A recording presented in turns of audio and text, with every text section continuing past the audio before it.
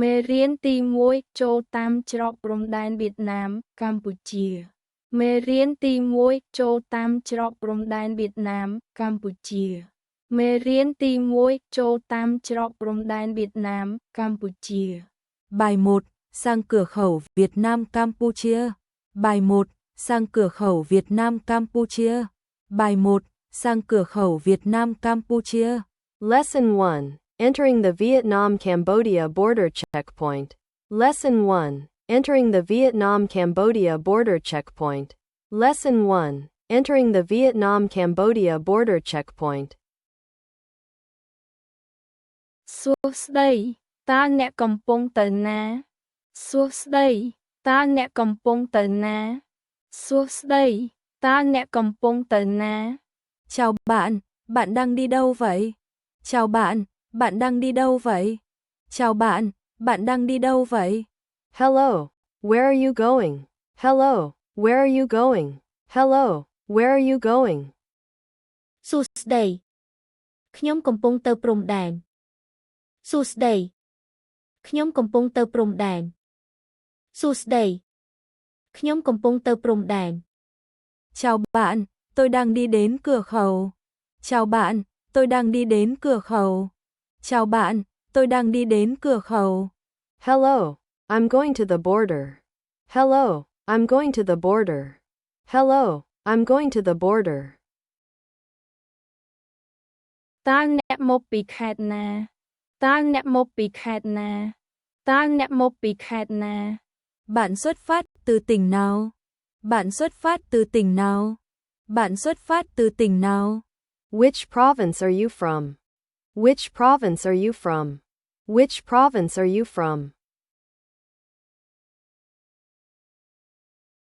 ខ្ញុំមកពីខេត្តកណ្ដាលខ្ញុំមកពីខេត្តកណ្ដាលខ្ញុំមកពីខេត្តកណ្ដាល Tôi xuất phát từ tỉnh Kandan. Tôi xuất phát từ tỉnh Kandan. Tôi xuất phát từ tỉnh Kandan. I'm from Kandal province. I'm from Kandal province. I'm from Kandal province. អ្នកទៅប្រទេសវៀតណាមលើកនេះដើម្បីធ្វើអ្វីអ្នកទៅប្រទេសវៀតណាមលើកនេះដើម្បីធ្វើអ្វីអ្នកទៅប្រទេសវៀតណាមលើកនេះដើម្បីធ្វើអ្វី Lần này bạn sang Việt Nam để làm gì? Lần này bạn sang Việt Nam để làm gì? Lần này bạn sang Việt Nam để làm gì? What are you going to Vietnam for this time? What are you going to Vietnam for this time? What are you going to Vietnam for this time? ខ្ញុំទៅដើម្បីទិញទំនិញខ្ញុំទៅដើម្បីទិញទំនិញខ្ញុំទៅដើម្បីទិញទំនិញ Tôi đi để mua hàng hóa. Tôi đi để mua hàng hóa. Tôi đi để mua hàng hóa. I'm going to buy goods. I'm going to buy goods. I'm going to buy goods. តើអ្នកស្នាក់នៅវៀតណាមប៉ុន្មានថ្ងៃតើអ្នកស្នាក់នៅវៀតណាមប៉ុន្មានថ្ងៃតើអ្នកស្នាក់នៅវៀតណាមប៉ុន្មានថ្ងៃ Bạn sẽ ở Việt Nam mấy ngày? Bạn sẽ ở Việt Nam mấy ngày? Bạn sẽ ở Việt Nam mấy ngày? How many days will you stay in Vietnam? How many days will you stay in Vietnam? How many days will you stay in Vietnam? ខ្ញុំស្នាក់នៅប្រហែល3ថ្ងៃខ្ញុំស្នាក់នៅប្រហែល3ថ្ងៃខ្ញុំស្នាក់នៅប្រហែល3ថ្ងៃ Tôi sẽ ở khoảng 3 ngày. Tôi sẽ ở khoảng 3 ngày. Tôi sẽ ở khoảng 3 ngày. I'll stay for about 3 days. I'll stay for about 3 days. I'll stay for about 3 days. តើច្រកចូលនេះមានមនុស្សចេញចូលច្រើនទេតើច្រកចូលនេះមានមនុស្សចេញចូលច្រើនទេតើច្រកចូលនេះមានមនុស្សចេញចូលច្រើនទេ Cửa khẩu này có đông người qua lại không? Cửa khẩu này có đông người qua lại không? Cửa khẩu này có đông người qua lại không? Is this border gate crowded with people? Is this border gate crowded with people? Is this border gate crowded with people? បាទពេលព្រឹកអ្នកនឹងឃើញមនុស្សច្រើនណាស់បាទពេលព្រឹកអ្នកនឹងឃើញមនុស្សច្រើនណាស់បាទពេលព្រឹកអ្នកនឹងឃើញមនុស្សច្រើនណាស់ Vâng, buổi sáng bạn sẽ thấy rất đông người. Vâng, buổi sáng bạn sẽ thấy rất đông người. Vâng, buổi sáng bạn sẽ thấy rất đông người. Yes, you'll see many people in the morning. Yes, you'll see many people in the morning. Yes, you'll see many people in the morning.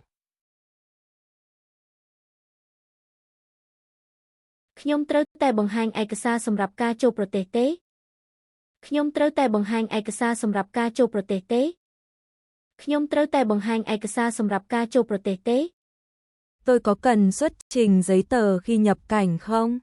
Tôi có cần xuất trình giấy tờ khi nhập cảnh không? Tôi có cần xuất trình giấy tờ khi nhập cảnh không? Do I need to show documents when entering the country? Do I need to show documents when entering the country? Do I need to show documents when entering the country?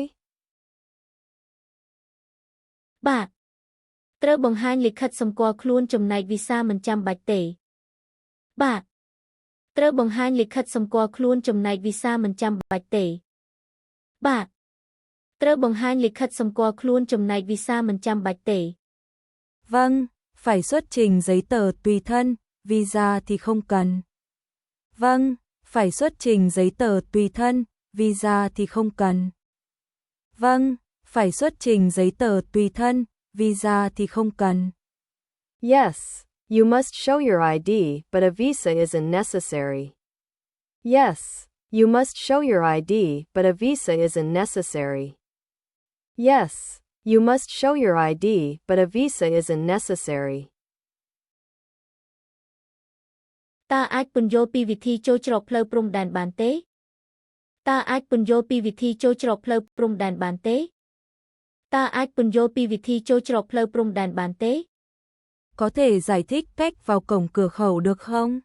Có thể giải thích cách vào cổng cửa khẩu được không? Có thể giải thích cách vào cổng cửa khẩu được không? Can you explain how to enter the border gate? Can you explain how to enter the border gate? Can you explain how to enter the border gate? បាទអ្នកត្រូវឈរនៅកន្លែងត្រួតពិនិត្យលិខិតសម្គាល់ខ្លួន បាទអ្នកត្រូវឈរនៅកន្លែងត្រួតពិនិត្យលិខិតសម្គាល់ខ្លួន បាទអ្នកត្រូវឈរនៅកន្លែងត្រួតពិនិត្យលិខិតសម្គាល់ខ្លួន Vâng, bạn cần đứng ở khu vực kiểm tra giấy tờ. Vâng, bạn cần đứng ở khu vực kiểm tra giấy tờ. Vâng, bạn cần đứng ở khu vực kiểm tra giấy tờ. Yes, you need to stand at the ID checkpoint. Yes, you need to stand at the ID checkpoint. Yes, you need to stand at the ID checkpoint. តើអ្នកយល់ច្បាស់អំពីការគ្រប់គ្រងព្រំដែននេះទេ តើអ្នកយល់ច្បាស់អំពីការគ្រប់គ្រងព្រំដែននេះទេ តើអ្នកយល់ច្បាស់អំពីការគ្រប់គ្រងព្រំដែននេះទេ Bạn có hiểu rõ về cách quản lý cửa khẩu không? Bạn có hiểu rõ về cách quản lý cửa khẩu không? Bạn có hiểu rõ về cách quản lý cửa khẩu không? Do you understand the border management system here? Do you understand the border management system here? Do you understand the border management system here? បាទខ្ញុំធ្លាប់បានសិក្សាអំពីការគ្រប់គ្រងព្រំដែនបាទខ្ញុំធ្លាប់បានសិក្សាអំពីការគ្រប់គ្រងព្រំដែនបាទខ្ញុំធ្លាប់បានសិក្សាអំពីការគ្រប់គ្រងព្រំដែន Vâng, tôi từng học về quản lý cửa khẩu. Vâng, tôi từng học về quản lý cửa khẩu. Vâng, tôi từng học về quản lý cửa khẩu. Yes, I have studied border management.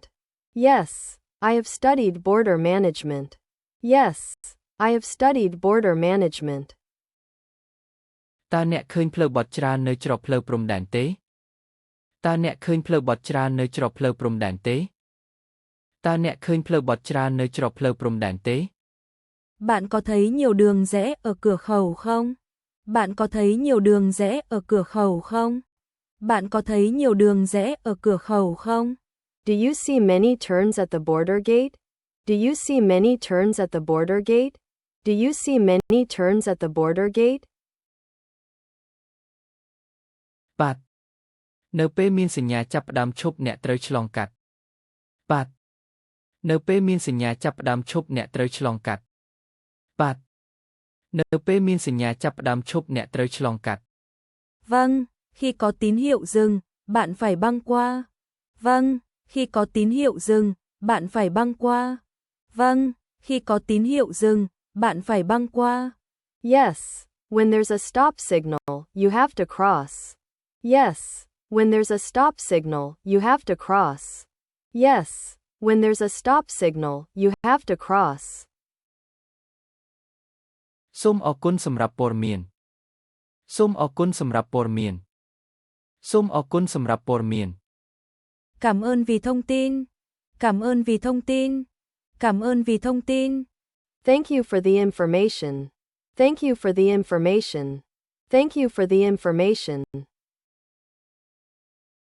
ជម្រាបលា ជម្រាបលា ជម្រាបលា Tạm biệt, tạm biệt, tạm biệt. Goodbye, goodbye, goodbye.